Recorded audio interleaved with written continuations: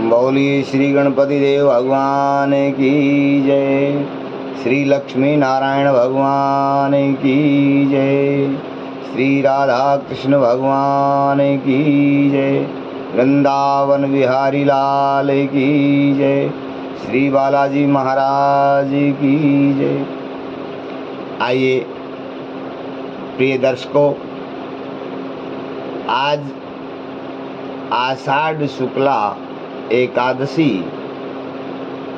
जिसको हम देवशयनी एकादशी भी कहते हैं, आइए श्री हरि के श्री चरणों में एकाग्र भाव से समर्पित होते हुए इस परम पवित्र एकादशी की कथा का श्रवणपान करेंगे। सभी भक्त अपने शांत चित्त दत्त चित्त होकर के प्रभु के चरणों में एकाग्रता से समर्पित होकर के एकादशी की कथा का श्रवणपान करें। एक बार धर्मराज युधिष्ठिर ने भगवान श्री कृष्ण से पूछा कि हे भगवान, आषाढ़ शुक्ला एकादशी का क्या नाम है? इस दिन किस देवता की पूजा करनी चाहिए और इस व्रत के करने की विधि क्या है? इस व्रत के करने से क्या फल मिलता है? जैसे ही धर्मराज युधिष्ठिर ने पूछा, भगवान श्री कृष्ण ने कहा कि हे धर्मराज, यही प्रश्न एक बार देवऋषि नारद ने अपने पिता ब्रह्मा से पूछा था, और ब्रह्मा जी ने जो नारद से कहा था वही पौराणिक कथा मैं आपको सुना रहा हूँ, ध्यान से सुनो। भगवान श्री कृष्ण कहते हैं कि धर्मराज, एक बार सतयुग का समय था। उसमें सूर्यवंशी मानधाता नाम के राजा राज्य करते थे। राजा प्रजा की पुत्रवत सेवा करने वाले थे, धर्म से युक्त थे, सभी कार्य शास्त्रोक्त विधि से धर्म को नज़र दृष्टि रखते हुए पूरी श्रद्धा और विश्वास के साथ किया करते थे। ऐसे धार्मिक राजा के राज्य में भी पता नहीं किस जन्म के पाप के कारण अकाल पड़ा और प्रजा दुखी होने लगी। एक बार राजा की प्रजा एकत्रित होकर के राजा के पास आई, करबद्ध प्रार्थना करने लगी कि राजन, 3 वर्ष से वर्षा नहीं हो रही, अकाल पड़ने के कारण अन्न का एक दाना भी खाने के लिए नहीं है और प्रजा भूख से तड़प तड़प करके मर रही है। राजा ने विचार किया और प्रजा से कहा कि मैं भी इस बात से बड़ा दुखी हूँ और चिंतित हूँ, क्योंकि मेरे ही किसी जन्म के किए हुए दुष्कर्म से ये प्रजा इस कष्ट को भोग रही है, लेकिन यत्न करने के बाद भी मुझे कोई पाप नजर नहीं आ रहा। राजा ने आश्वासन दिया कि आप कुछ दिन शांत रहें, मैं इसका उपाय अवश्य खोज करूंगा और अवश्य प्रजा सुखी होगी। ऐसा प्रजा से कह करके एक दिन कुछ अपने अंगरक्षकों के साथ, सैनिकों के साथ, मंत्रियों को साथ लेकर के संत महात्माओं के चरण शरण में, ब्राह्मणों की चरण शरण में राजा ने जाना प्रारंभ कर दिया। सभी संत ब्राह्मणों का आशीर्वाद लेना शुरू किया और सभी से प्रसन्न करने लगे। एक बार इसी प्रकार से ब्रह्मा जी के पुत्र अंगिरा ऋषि के आश्रम में पहुँचे। अंगिरा ऋषि ने राजा का बड़ा स्वागत किया, आने का कारण पूछा।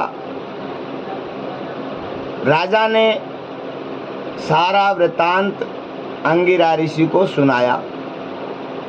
अंगिरा ऋषि ने कहा, राजन, आप जैसा कहते हैं कि मैं मन कर्म वचन से शुद्ध हूँ, कोई भी कार्य करता हूँ तो परमात्मा को नज़रों में रख कर के करता हूँ, ये आपने कहा। अब अंगिरा ऋषि ने सोचा, मैं ब्राह्मण हूँ, हर वस्तु पात्र में सुरक्षित रहती है, ये राजा पात्र भी है या नहीं, इस प्रकार से परीक्षा लेने के लिए अंगिरा ऋषि ने राजा से कहा कि राजन, आप कहते हो कि मैं पुत्रवत प्रजा की पालना करता हूँ, हर समय यज्ञ हवन पूजा पाठ धर्म कर्म चलते रहते हैं, कोई भी मेरे राज्य में पाप कर्म नहीं होता, तो एक बात बताऊं क्या कि ये पूजा पाठ करना, धर्म कर्म करना, यज्ञ हवन करना, ये तो ब्राह्मणों का काम है, लेकिन आपके राज्य में एक शूद्र भगवान की तपस्या कर रहा है और उस शूद्र की तपस्या के कुफल के कारण ये सारा कष्ट आपकी प्रजा को भोगना पड़ रहा है। अगर आप उस शूद्र का वध कर दें तो आपको अपने इस कष्ट से मुक्ति मिल जाएगी। अब अंगिरा ऋषि ने परीक्षा के लिए राजा को ऐसा कहा, लेकिन राजा परीक्षा में पास हुए। राजा ने कहा, भगवान, आप ये उपाय मुझे ना बताएं, क्योंकि धर्म कर्म में तो सब स्वतंत्र हैं, भगवान का भजन तो कोई भी कर सकता है, भगवान की तपस्या कोई भी कर सकता है, यज्ञ हवन पूजा पाठ कोई भी कर सकता है, प्रभु का स्मरण करने का, मनन करने का, चिंतन करने का हर जीव का अधिकार है। अब वो भगवान की तपस्या करता है तो मैं ऐसी कुचेष्टा नहीं कर सकता कि ऐसे भगवान के भक्त का वध करूं। आप कोई और उपाय बताएं, मैं इस कार्य को नहीं कर सकता। इस बात को सुनकर के अंगिरा ऋषि बड़े प्रफुल्लित हुए और कहने लगे, राजन, तुम धन्य हो, मैं तो आपकी परीक्षा ले रहा था कि आप जो कहते हैं वो मन से करते भी हैं या नहीं। अब अंगिरा ऋषि ने कहा, राजन, मैं आपको एक उपाय बताता हूँ, आप उस उपाय को करिए, आपको इस कष्ट से शीघ्र मुक्ति मिलेगी।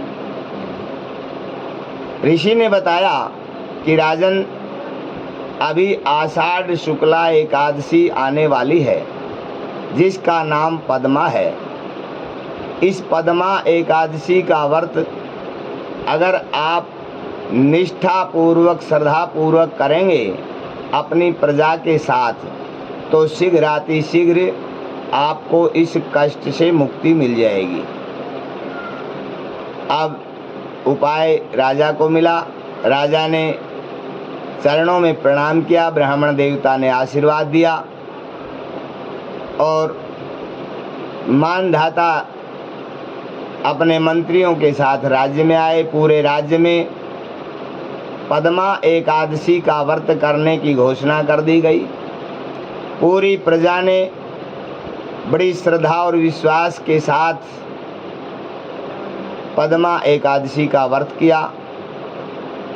उस व्रत के प्रभाव से परमात्मा श्री हरि प्रसन्न हुए और राज्य में खूब वर्षा होने लगी, जिससे पृथ्वी माता धन धान्य आदि से परिपूर्ण हुई और सारा राज्य सुखी हो गया। इस प्रकार से भगवान श्री कृष्ण कहते हैं, धर्मराज, इस कथा से हमें ये शिक्षा मिलती है कि अपने स्वार्थ के लिए किसी का अनिष्ट नहीं करना चाहिए, किसी का बुरा नहीं करना चाहिए। अगर हो सके तो हम सब का भला करें, बुरा ना करें, क्योंकि बुरे कर्म का बुरा फल ही प्राप्त होता है और शुभ कर्म का शुभ फल प्राप्त होता है। इसलिए मानधाता ने सत्कर्म किया। सत्कर्म से सभी कष्टों से प्रजा मुक्त हुई और सारे राज्य में खुशी की लहर छा गई और हर प्रकार की सामग्री से प्रजा सुखी हुई। इस प्रकार से भगवान श्री कृष्ण कहते हैं, हे धर्मराज, इस कथा को कहने वाले और इस कथा को सुनने वाले सभी मोक्ष पद के अधिकारी होते हैं। इस कथा के सुनने मात्र से जीव सभी पापों से मुक्त हो जाता है। इस कथा को सुनने से मानसिक संतुष्टि होती है और इस लोक में सभी सुखों को भोग करके अंत में विष्णु लोक की प्राप्ति होती है। भगवान ने कहा, धर्मराज, इस एकादशी को देवशयनी एकादशी भी कहते हैं। इसी दिन से श्री हरि 4 महीने के लिए योग निद्रा में चले जाते हैं, जिससे विवाह आदि शुभ कार्य बंद कर दिए जाते हैं और चातुर्मास में सत्संग, कथा, कीर्तन, भगवान का मनन करना, चिंतन करना, सुमरण करना, सदैव हरि का नाम लेना, जप करना, यही शुभ फलदायी होता है। इसीलिए संत महात्मा विचरण बंद करके किसी एक स्थान पर रुक करके चातुर्मास निकालते हैं और भगवान का मनन सुमरण चिंतन करते हैं। तो इस चातुर्मास में अधिक से अधिक भगवान का सुमरण करिए, कथाओं का श्रवण पान करिए, श्री हरि को मनाइए और अपने जीवन को धन्य बनाइए। बोलिए श्री कृष्ण चंद्र भगवान की जय, श्री लक्ष्मी नारायण भगवान की जय। श्रीमन्नारायण नारायण नारायण, श्रीमन्नारायण नारायण नारायण नारायण नारायण, श्रीमन्नारायण नारायण नारायण, श्रीमन्नारायण नारायण नारायण। बोलिए श्री लक्ष्मी नारायण भगवान की जय। आइए, आप हमारे नए दर्शक हैं तो हमारे चैनल को सब्सक्राइब ज़रूर करें, यही हमारी दक्षिणा होगी। और बेल आइकन को दबाइए, क्योंकि कथा सुनने का फल दक्षिणा के साथ होता है। कई भक्त कथा सुनने के बाद सोचते होंगे दक्षिणा कैसे दें, तो दक्षिणा यही है, ज़्यादा से ज़्यादा इस चैनल को अपने रिश्तेदारों तक, यारे प्यारे सगे संबंधी जो भी हैं उन तक पहुंचाइए। हर रोज़ नया वीडियो आपके सामने आता रहेगा नई जानकारी के साथ, और घर बैठे आपको ज्योतिषीय हर समस्या का समाधान मिलता रहेगा। हमारे चैनल को लाइक अवश्य करें और अपने दोस्तों तक पहुंचाएं, यही हमारी दक्षिणा होगी। हमारा मोबाइल नंबर या फ़ोन पे, गूगल पे, जो भी आप चाहते हैं मानसिक संतुष्टि के लिए आप उसे नोट कर सकते हैं। 98 123 87 209। पुनः एक बार 98 123 87 209, ये हमारा मोबाइल नंबर, व्हाट्सएप नंबर, सभी चीज़ें इसी पर आती हैं। प्रेम से बोलिए श्री लक्ष्मी नारायण भगवान की जय, आनंद कंद भगवान की जय।